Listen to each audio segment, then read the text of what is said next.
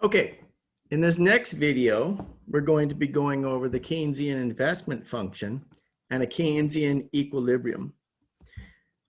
So first we went through the Keynesian analysis, his thinking that aggregate demand is a problem in the economy if we're in a recession or depression. And aggregate demand would be consumption plus investment spending plus government spending plus net exports, exports minus imports, and all of those together were equal to aggregate demand. So if we're in a recession, it's because people aren't spending enough, and somewhere in that equation has to be the problem. So we went through the consumption function, which is the biggest part of aggregate demand, and tried to figure out what determines consumption. And consumption is some function mainly of disposable income, as well as some other things, maybe wealth. Then the next category is, well, what about investment? What determines investment? What is that a function of? Is that where the problem comes in, where aggregate demand is lacking during a recession?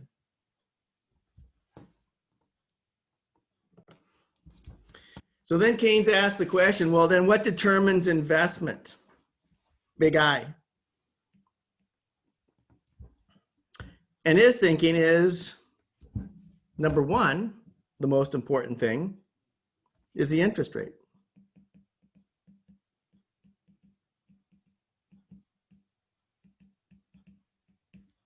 I. Specifically, as interest rates fall, then investment would increase. So I, investment,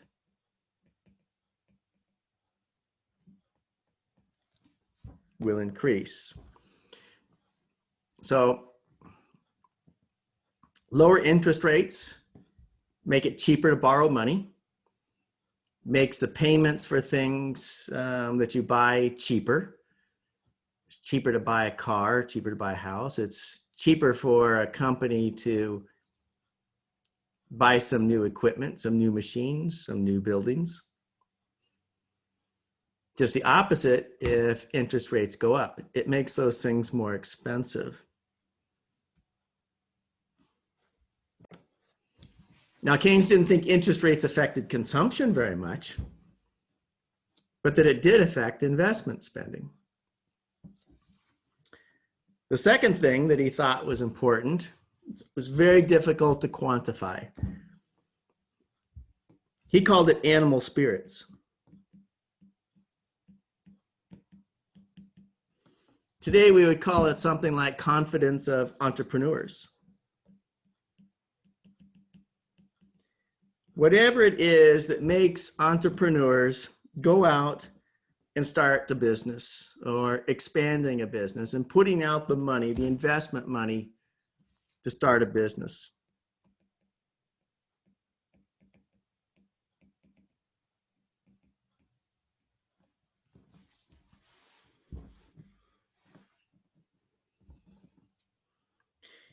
Then he looked for an equilibrium. Really didn't spend too much time determining what net exports are. That depends on foreigners buying our goods. Didn't spend too much time on government spending. That's up to the politicians how much they want to spend.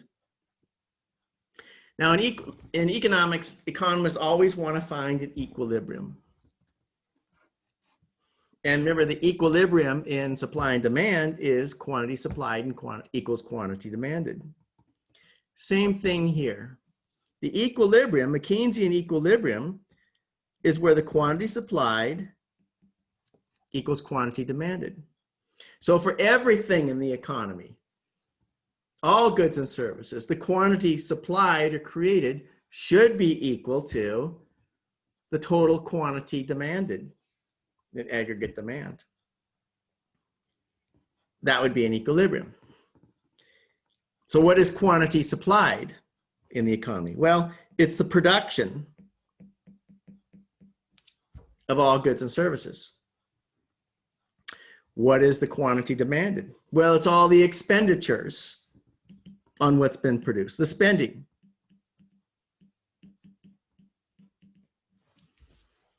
And remember, all the expenditures is aggregate demand. So now we can write this. What is production of everything in the economy? Well, that's GDP, real GDP, real output. So real output or real GDP then would be equal to all the expenditures, which is consumption plus investment spending plus government spending plus net exports, X minus M. And real output, the symbol for real output is Y, which is also income in the economy. They're the same thing. What's produced is income. So we can write this as Y equals C plus I plus G plus X minus M.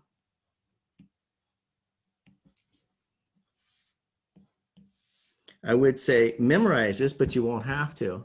You'll be using it so much that you won't forget it. So what this means is, if this is an equilibrium, what if expenditures go up? So we'll say if expenditures or aggregate demand increases, what's going to happen? Businesses produce more. Each business finds a bigger demand for their product. More people want to buy it. So they start increasing their production. They start hiring more people to make more so they can meet this demand of products, all the way up to full employment. So what that means is if expenditures go up, then businesses produce more. Guess I should have done that the other way around here. Expenditures go up, then businesses produce more. Now what happens if expenditures drop? I'll write it on the left side this time.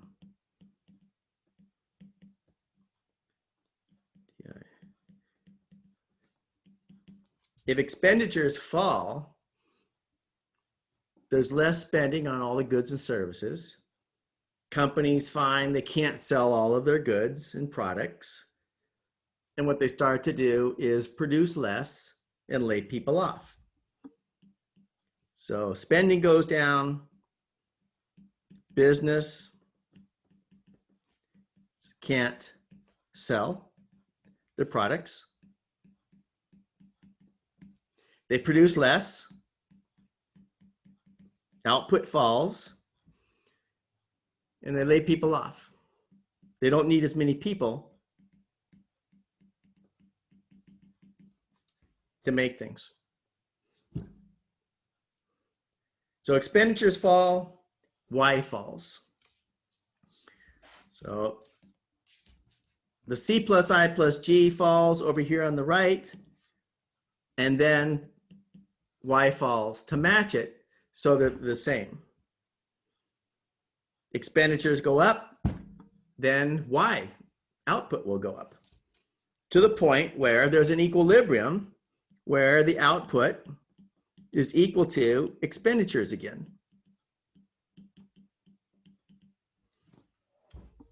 So that'll be the equilibrium.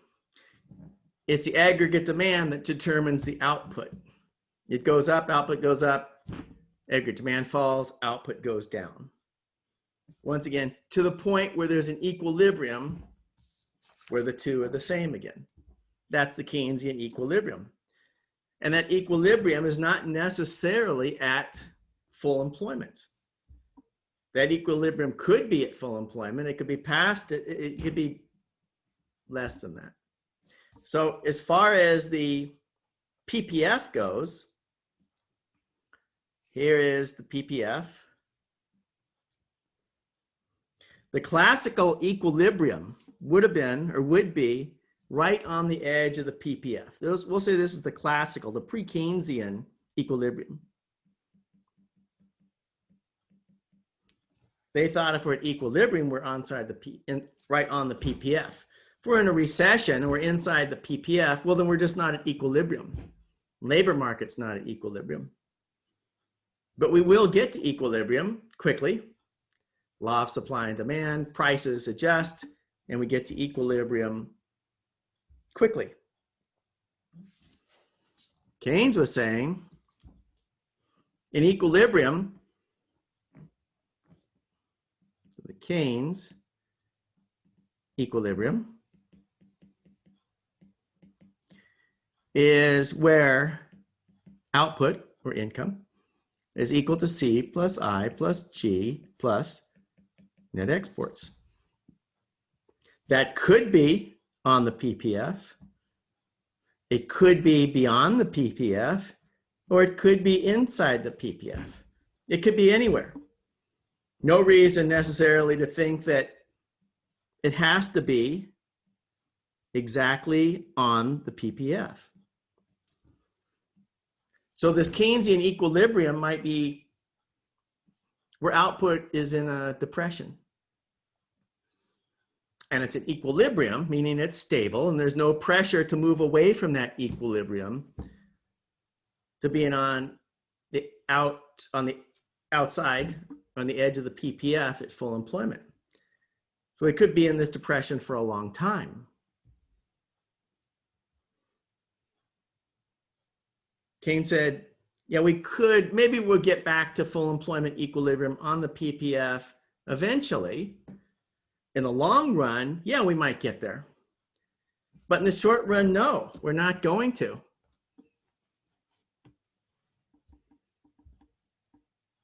And we better start dealing with short run, because in the long run, we're all dead.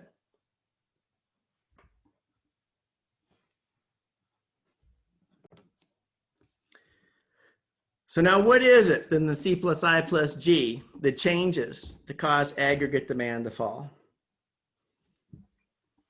Keynes's guess, and he had no data at the time, his guess that it was in the category of investment. He thought that's the one that might be the most volatile, that might change the most, mainly because of animal spirits would be jumping up and down. Even though it's a much smaller category than consumption. So Keynes is thinking animal spirits falls, investment spending falls.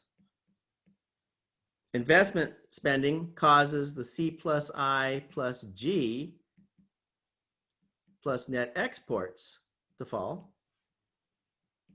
And that's aggregate demand. So aggregate demand falls. And then output falls.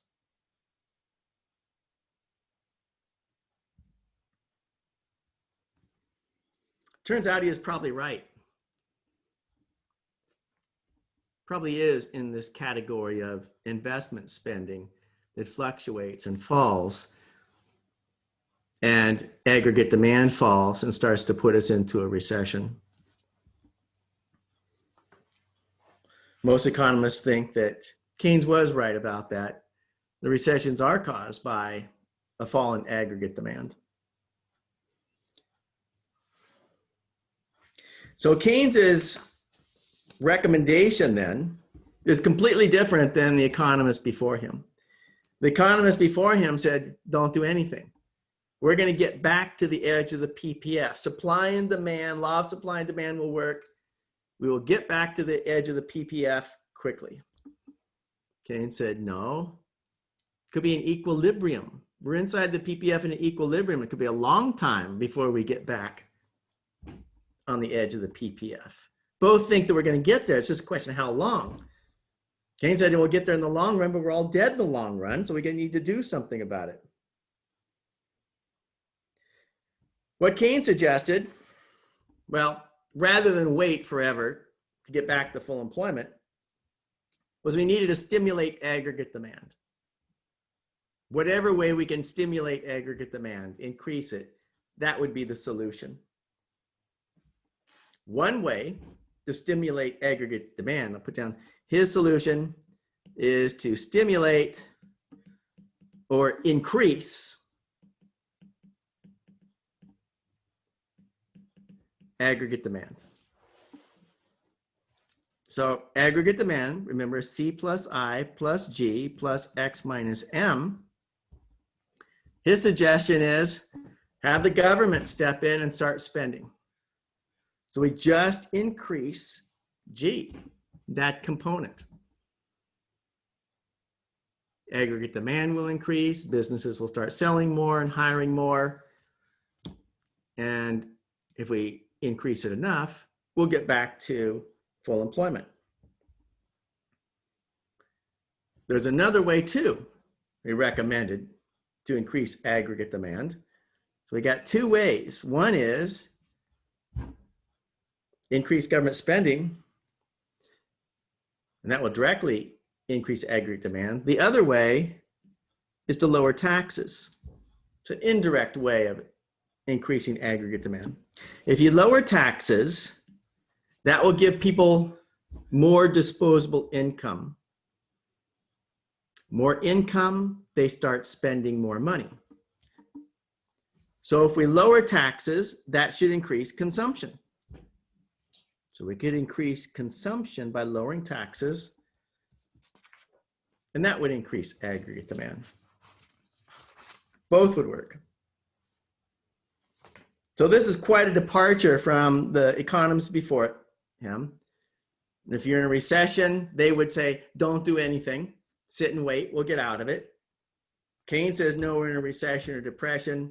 We really need to stimulate aggregate demand. The quickest, fastest way to do it is to increase government spending.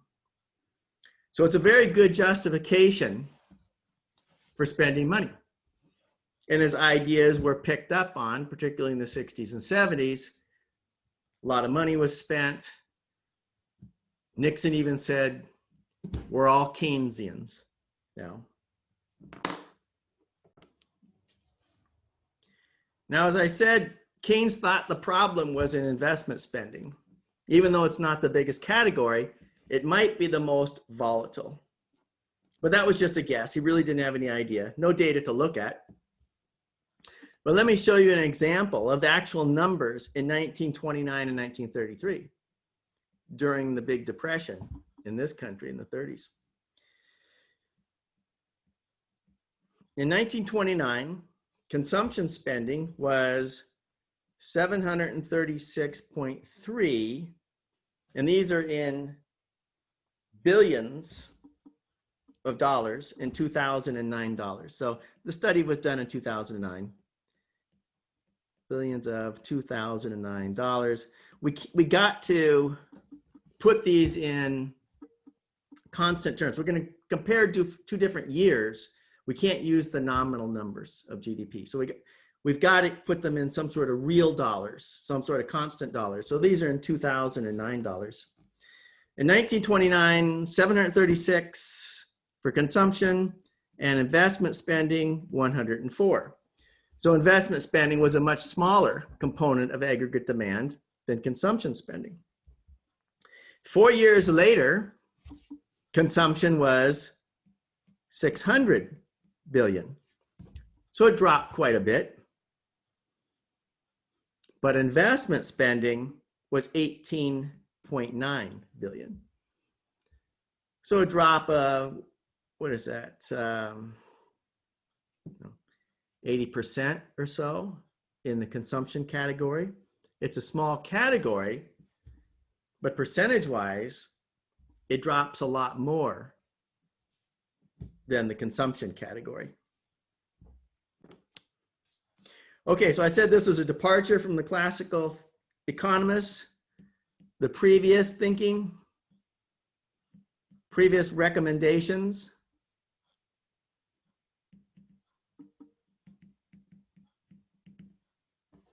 Was to do nothing. Do nothing if we're in a depression. Wait for it to get out all by itself. Keynes's recommendation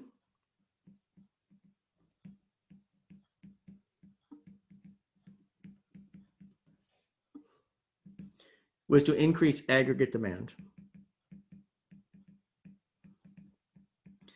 Now, his recommendation wasn't just increase government spending. His recommendation was increase aggregate demand. And one very fast, easy way to do it is to increase the government spending. Now, the classical economists had some critiques of Keynesian thinking. They said, how can you have an equilibrium inside the PPF? How can that be an equilibrium? We're inside the PPF, that means people are unemployed.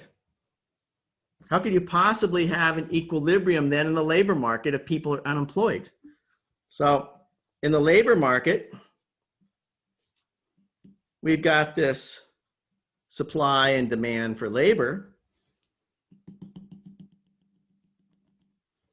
At equilibrium, we're going to be at full employment. We've got this unemployment up here somewhere. Quantity supplied is greater than quantity demanded. It's not at equilibrium. How do you justify that? And Keynes basically said, he wasn't sure, but someone would probably figure it out someday. His thinking, he said, the reason why we're not at equilibrium in the labor market is probably the sticky wages. Wages just can't fall. They're not flexible. People don't want to take a pay cut. Employers don't want to give a pay cut. So it may take a long time to get to an equilibrium in that market. Okay, in this video, we went through the investment function. What determines investment? And Keynes said it's really interest rates and animal spirits. Confidence of entrepreneurs. Very hard to quantify. And an equilibrium is where quantity supplied is equal to quantity demanded in the entire economy. And that doesn't necessarily mean full employment on the edge of the PPF. Could be anywhere. We could have an equilibrium inside the PPF. And in that case, if it's an equilibrium, there's no pressure for the economy to move to full employment. Therefore, we could be sitting in a depression for a long time. The solution, completely different than the economists before him, was to try to stimulate aggregate demand. And a couple of ways that he suggested we could do it would be just to increase government spending or lower taxes.